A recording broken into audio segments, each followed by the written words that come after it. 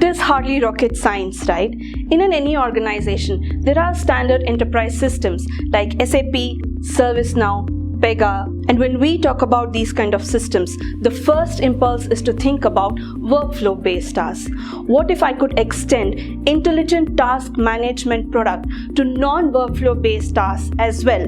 I could mine tasks from systems like emails, notifications, chat, and other events and harmonize them all together into a unified digital workspace. I could also make it very simple to act on the task, an intelligent task action framework.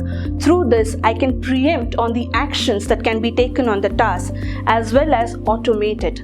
For example, today we live in a hybrid working ecosystem. And in a day, I get at least a dozen emails from my colleagues for COVID exception work from home. What if I could identify these patterns and automate this leave approval? Not only do I save 10 minutes of my day, I reduce a lot of stress on my mind. This is taking tasks to an entirely new level. Work gets done through our unified digital workspace.